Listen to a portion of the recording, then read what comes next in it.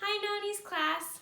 I'm Bethany, Naomi's older sister, and I was asked to read a couple books to you today. So I brought 3 books I thought you guys might enjoy. I'm not sure if you've read them before, but if not, I'm sure you'll enjoy them. So this is Tiki Tiki Tembo, and we're going to start with this one.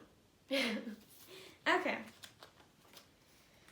Tiki Tiki Tembo, retold by Arlene Mosel. Once upon a time, a long, long time ago, it was the custom of all the fathers and mothers in China to give their first honored sons great long names. But second sons were given hardly any name at all. In a small mountain village there lived a mother who had 2 little sons. Her second son she called Chang, which meant little or nothing. But her first and honored son she called Tiki Tiki Tembo, No Sorembo, Charibari Ruchi, Pitberry Pembo, which meant the most wonderful thing in the whole wide world. Every morning the mother went to wash in a little stream near her home. The 2 boys always went chattering along with her. On the bank was an old well. "Don't go near the well," warned the mother, "or you will surely fall in."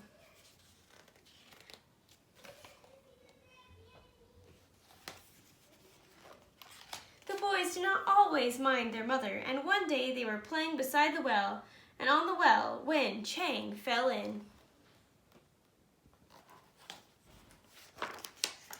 Tiki Tiki Tembo, No Sorembo, Charibari Ruchi, Pitberry Pembo ran as fast as his little legs could carry him to his mother and said, "Most honorable mother, Chang has fallen into the well."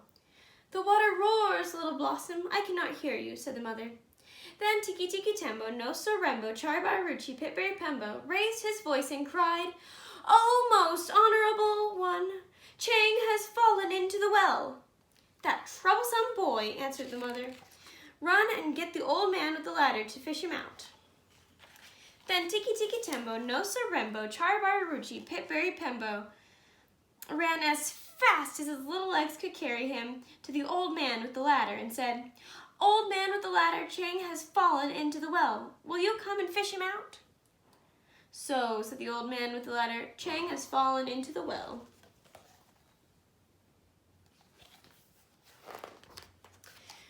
And he ran as fast as his old legs could carry him. Step over step, he went into the well, picked up little Chang, and step over step, brought him out of the well.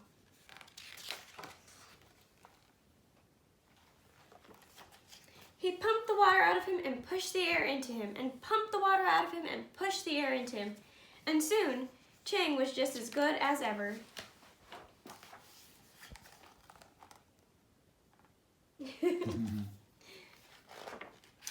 Now, for several months, the boys did not go near the well, but after the festival of the 8th moon, they ran to the well to eat their rice cakes.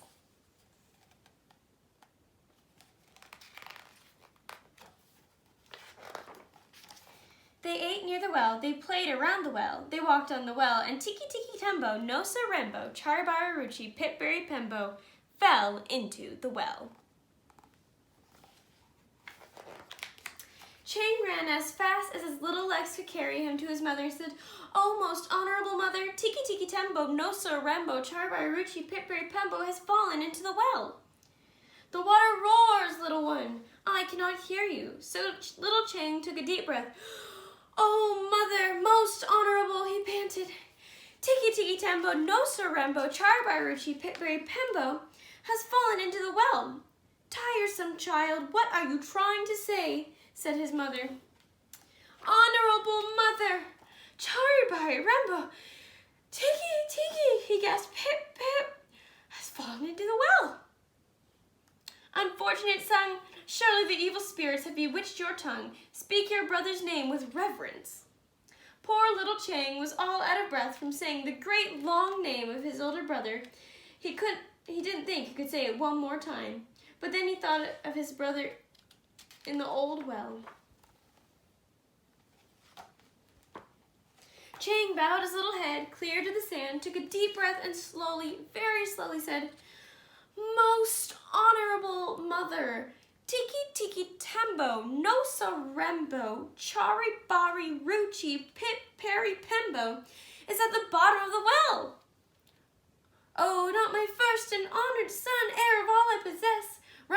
quickly and tell the old man with the ladder that your brother has fallen into the well."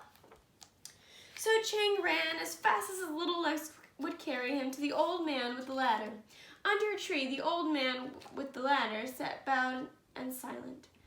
Old man," shouted Chang, "come right away. Tiki Tiki Tembo, Nosa Rembo, Charibai, Ruchi, Piperi Pembo has fallen into the well."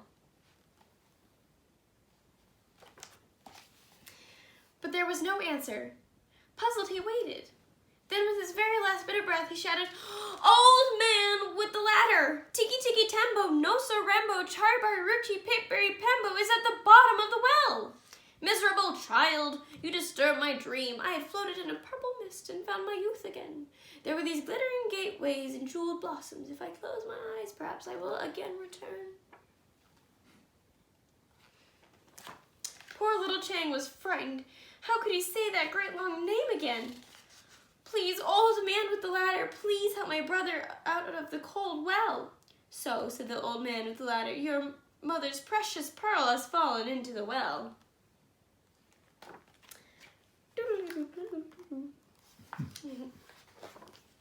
The old man with the ladder hurried as fast as his old legs could carry him. Step over step, step over step, he went into the well, and step over step, came out of the well with the little boy in his arms. Then he pumped the water out of him and pushed the air into him, and pumped the water out of him and pushed the air into him. But little Tiki Tiki Tembo, Nosa Rembo, Charibai, Ruchi, Piperi Pembo had been in the water so long, all because of his great long name, that the moon rose many times before he was quite the same again. And from that day to this, the Chinese have always thought it wise to give all their children little short names instead of great long names. The end. All right, the second book I chose was The Fantastic Flying Books of Mr. Morris Lesmore by William Joyce.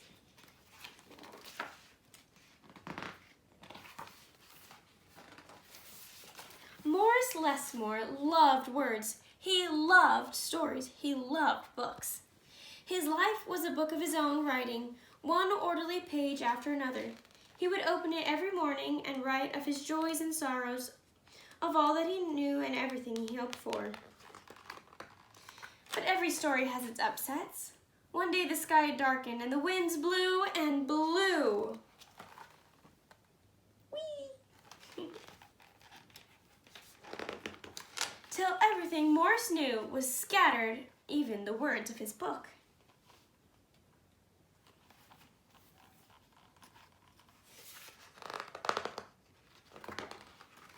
He didn't know what to do or which way to go, so he began to wander and wander. Then a happy bit of happenstance came his way. Rather than looking down, as had become his habit, Morris Lesmore looked up. Drifting through the sky above him, Morris saw a lovely lady. She was being pulled along by a festive squadron of flying books.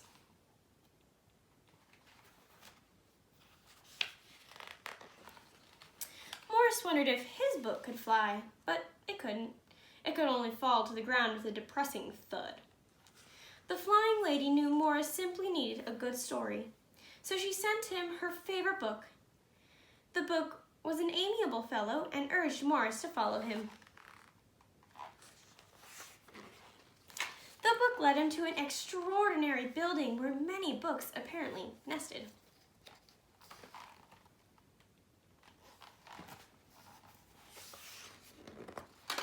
Morris slowly walked inside and discovered the most mysterious and inviting room he had ever seen.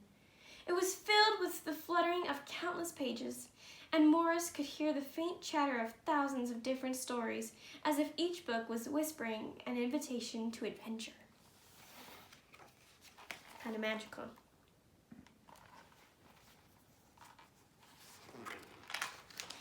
Then his new friend flew up to him and landed on his arm. It held itself open, as if hoping to be read. The room rustled to life, and so Morris's life began, among the books, began. Morris tried to keep the books in some sort of order, but they were always mixing themselves up. The tragedies needed cheering up and would visit the comedies. The encyclopedias, weary of facts, would relax with the comic books, and fictions. All in all, it was an agreeable jumble. Morris found great satisfaction in caring for the books and gently fixing those with fragile bindings and unfolding the dog-eared pages of others.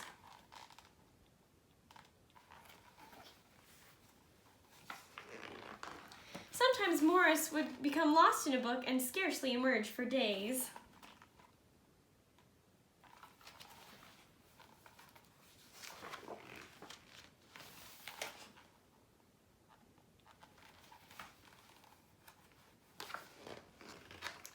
Morris liked to share the books with others. Sometimes it was a favorite that everybody loved, and other times he found a lonely little volume whose tale was seldom told. "Everyone's story matters," said Morris, and all the books agreed.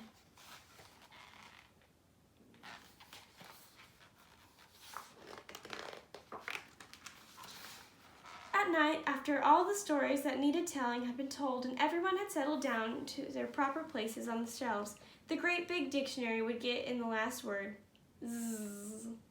It was then that Morris Lesmore would once again write in his own book. He would write of his joys and his sorrows, of all that he knew and everything he hoped for.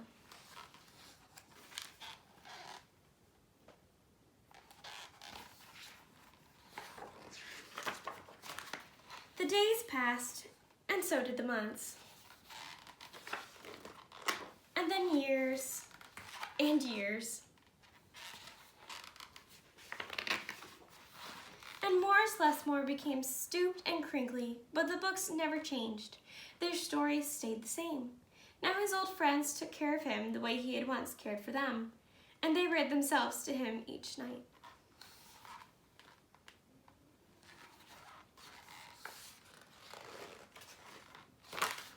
Then one day he filled the last page in his book. He looked up and said with a bittersweet sigh, "I guess it's time for me to move on."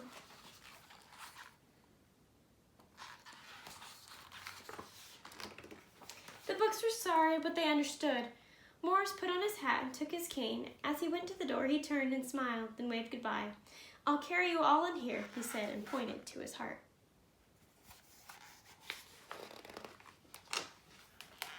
The books waved their pages, and Morris Lesmore flew away, and as he flew, he changed back to the way he'd been that long ago day when they'd first met.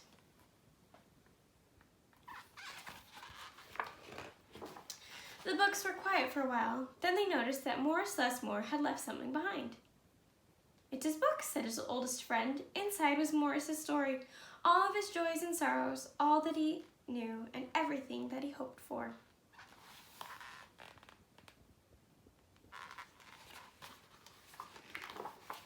Then the books heard a small, expectant sound. There in the doorway was a little girl. She looked around with wonder. Then something fantastic happened. Morris Lesmore's book flew up to her and opened its pages. The girl began to read, and so our story ends as it began. With the opening of a book. The end. And now we're on to our very last story, Dragons Love Tacos, by Adam Rubin. So many tacos.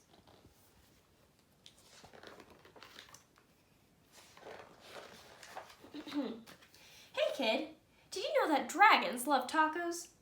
They love beef tacos and chicken tacos. They love really big, gigantic tacos and tiny little baby tacos as well. Why do dragons love tacos? Maybe it's the smell from the sizzling pan. Maybe it's the crunch of the crispy tortilla. Maybe it's a secret. Either way, if you want to make friends with dragons, tacos are key. Hey dragon, why do you guys love tacos so much?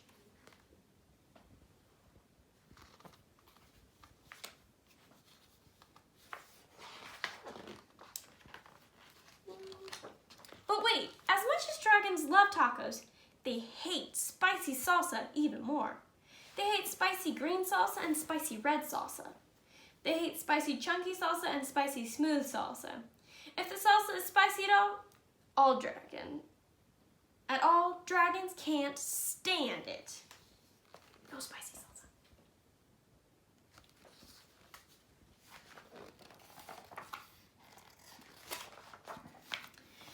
do dragons hate spicy salsa? Well, just one drop of hot sauce makes a dragon's ears smoke. Just one single speck of hot pepper makes a dragon snort sparks. Spicy salsa gives dragons the tummy troubles. And when dragons get the tummy troubles, oh boy. If you want to make tacos for dragons, keep the toppings mild. Tomatoes, good. Lettuce, check. Cheese, awesome. These are all good toppings for tacos for dragons.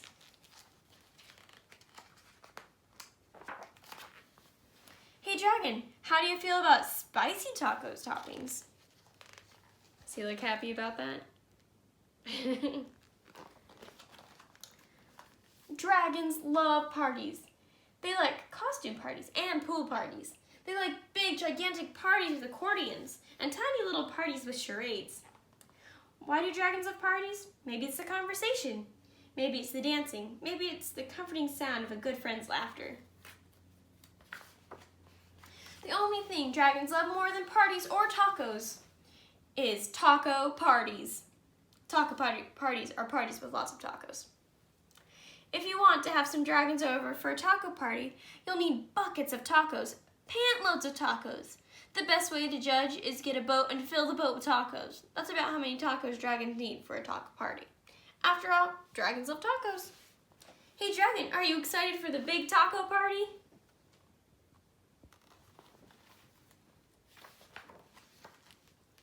Just remember, dragons hate spicy salsa. Before you host your taco party with dragons, get rid of all the spicy salsa.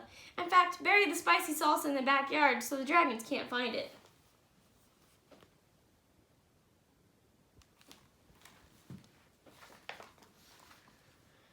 These dragons love your taco party. They love the music, they love the decorations, they especially love the tacos. Congratulations!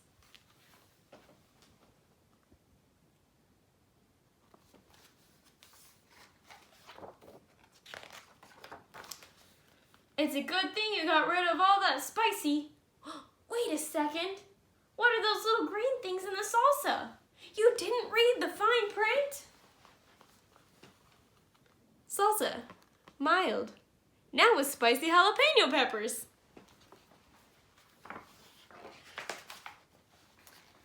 Dragons, listen to me. Do not eat those tacos. Those little green specks in the salsa, they're jalapeno peppers. They are super spicy.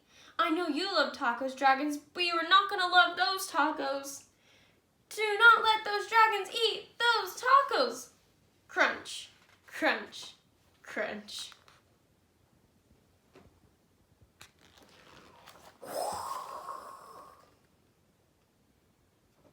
Uh-oh.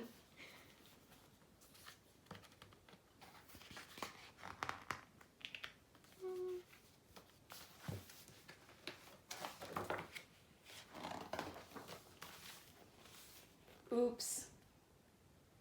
The house burned down.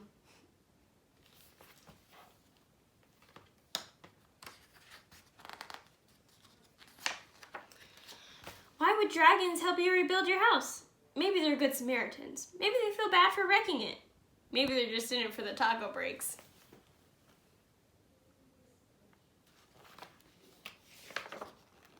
After all, dragons love tacos. The end. Thank you so much for listening to me read stories, and have a great day, Noni's class. Bye!